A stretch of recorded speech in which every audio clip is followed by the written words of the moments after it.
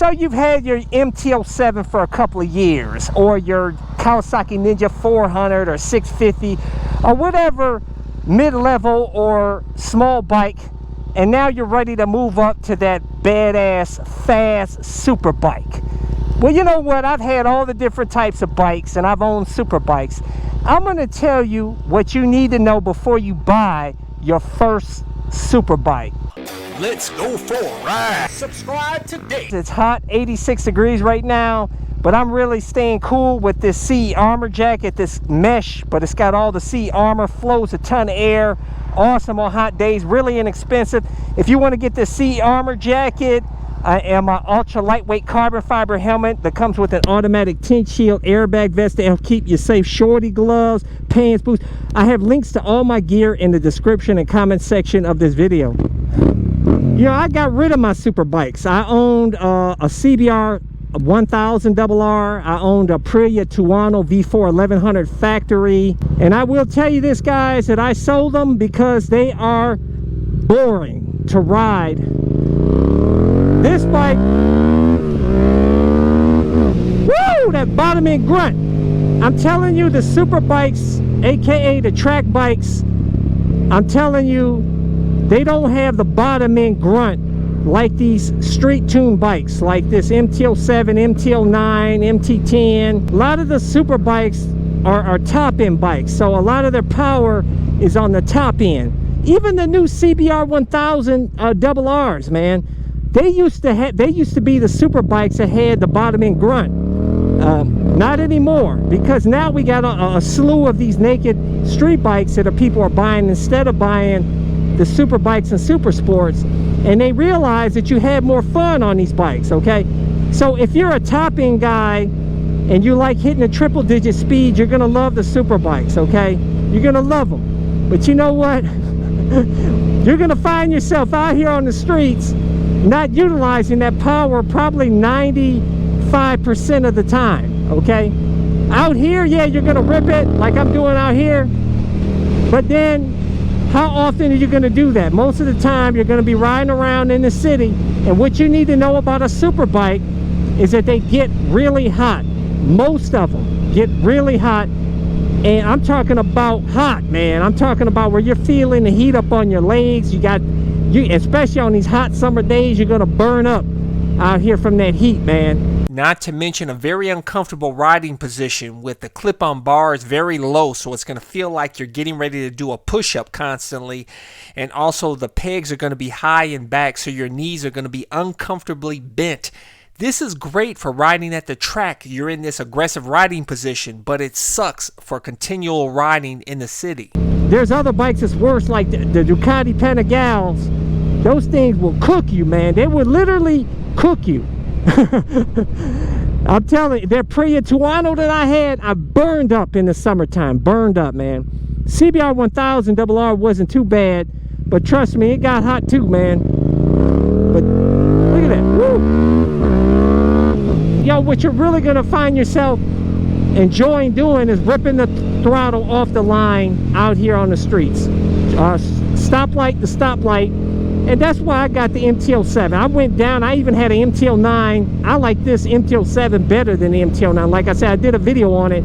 I'll include the top right corner if you want to see the comparison. I own both of them. I find myself gravitating to I like the smaller bikes now because I can get everything out of them. They're lightweight.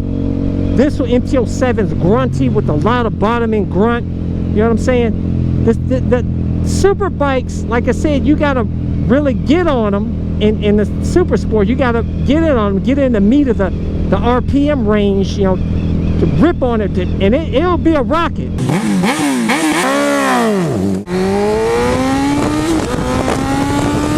Don't get me wrong, man, the thing's gonna blaze out, but you know what?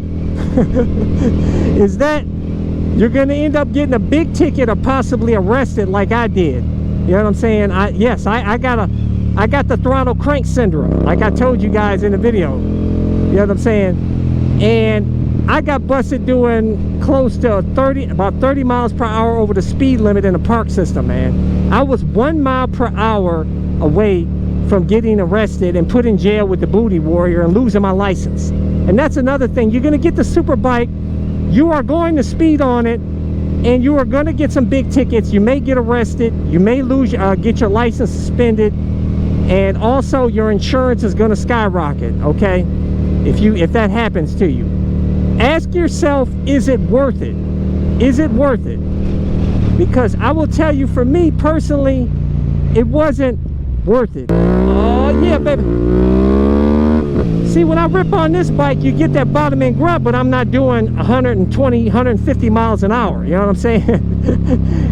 It's gonna get me to lose my license, man. So I started to realize that, you know, I like my license, okay? I like my freedom, and I don't want to be in jail with the booty warrior, okay? So I got rid of the super bikes, and I actually enjoyed, like I said, the smaller bikes. I'm even messing around on these, you know, electric bikes and electric scooters out here. It's fun. It's a blast, man. And I'm not being an irritant and being a hooligan to the neighborhood and being an irritant to these people out here. You know what I'm saying? So it's a win-win for everybody, and it helps keep you safe, because speed kills, guys. Most of the people out here on motorcycles get killed is because of speed. They're going too fast, a car pulls out on them or something, and next thing you know, they're dead. You know what I'm saying? Whoa, that MT-07 grunt, baby. Also, I meant to mention is that super bikes are more expensive to own, okay? Insurance is going to be a lot more expensive than other regular bikes, okay? The fairings absolutely suck on super bikes. They're irritant. You know what I'm saying? Clips will fall off and be an irritant. It just sucks having to remove fairings. And also, if you drop your bike, fairings, original fairings are very expensive. That's why I bought those Chinese fairings, aftermarket fairings, for like $500 on, you know, and it completely changes the look of the bike. But if you drop it, it's like, so what? You know what I'm saying? I got my original OEM factory fairings in storage, so I'm good. And the cheap Chinese fairings are very inexpensive to replace. So if you are going to get a super bike, soon as you get it, take them pretty fairings off, guys, and get you a set of aftermarket Chinese fairings, and you can get them custom painted, everything. Nobody's gonna know the difference.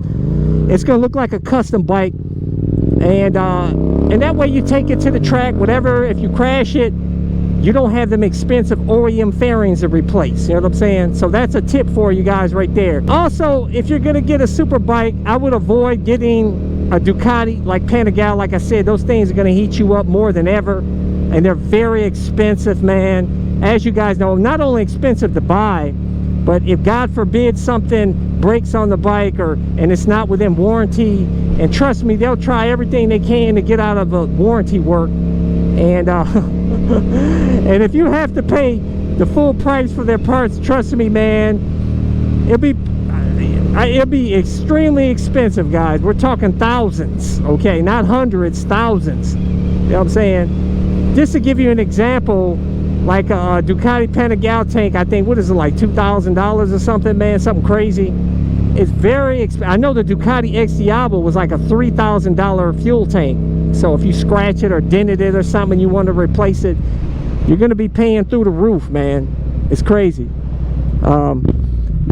But you should already know that. You know what I'm saying? If you're getting a super bike, same with the Aprilias. Aprilia is going to be very expensive. And also with the exotics, the dealerships are far and few in between, okay? Oh yeah, baby! Woo! Oh baby! Ah, I'm telling you, don't need a liter bike, baby. It's MT-07, baby. Give you all that grunt off the line. But yeah, with the exotics, dealerships you're going to be hard pressed to find one, especially you go on long trips. You're not going to have the luxury of having a lot of dealerships like you do with the Japanese dealerships, man. You know what I'm saying? So that can be an irritation as well. And it's just, honestly, and also if you're going to get into track days, I find it so silly that unless you're filthy rich and it doesn't matter to you, why would you get a brand new exotic Ducati, Aprilia, or whatever to go do track riding even if you're a professional, I wouldn't do it, man. Get an old super bike, guys, like an old Gixxer, whatever, $3,000-$4,000, and you can beat on it at the track, and if it jacks up, who cares if it dies or gets beat the hell up, you know. But when you got a $30,000 Ducati, you're gonna be really pissed off that if you crash your beautiful Ducati at the track, and especially, and you'll fail to realize is that you're not covered under warranty when you take it to the track. Okay, so that's another issue with the super bikes, is that when you take it to the track, it voids the warranty. Okay. The only way that you'll be okay going to a track is if it's for like an MSF class or something or whatever. But if you're going to race at the track, it voids the warranty. So anything that happens out there on the track, they're not going to fix jack, man. You know what I'm saying? And you crash it, you're on your own. Insurance is not going to cover you, guys. Okay, at the track, that voids the insurance. So you're going to be on the hook for the cost of whatever damage is at the track. So, like I said, it's just stupid to buy a brand new super bike for the track. Get an old used one, man. Also, you're going to realize the more you ride, the longer you ride out here and ride all different types of bikes, you're going to appreciate the smaller bikes, and you're probably going to end up on a Harley Davidson or something. A lot of these sport bike guys in their 20s and 30s, they eventually gravitate to the old man Harley Davidson and just cruising out here. Honestly, the MTL7 is like my Harley Davidson, because I'm too cheap for Harley Davidson. I feel you don't get the best value. I get a better value with an MTL7. Actually, ironically, I bought this at a Harley Davidson dealership. It was the only Yamaha there, but they even know that the MTL7 is a great deal, and it's because it's got that deep twin sound, it's got that torque, and it's lighter weight than Harleys and way cheaper and much more reliable. So understand that you will be going through a phase with the super bikes, but like I said, it'll just be a phase, and you'll be eventually on the old man Harley Davidson. Or you'll be like me and riding these smaller bikes out here and having a good time, having a hoot. Yeah, baby. But anyways, leave a comment below. Let's talk about it. That's why I do these videos. Make sure to hit thumbs up, really helps my channel. Make sure to hit the subscribe button, hit that little bell symbol so you get notified when I release my new videos. But I release new videos every Sunday, Tuesday, and Thursday at 11:30 a.m. Eastern Standard Time. So until next time, catch you guys later. Check out my playlist for new riders and popular videos. Don't forget to comment and subscribe, and check out my other channel, Bug Out Moto, where I customize a van for my motorcycle so I can live in my van with my motorcycle and travel across the country anywhere.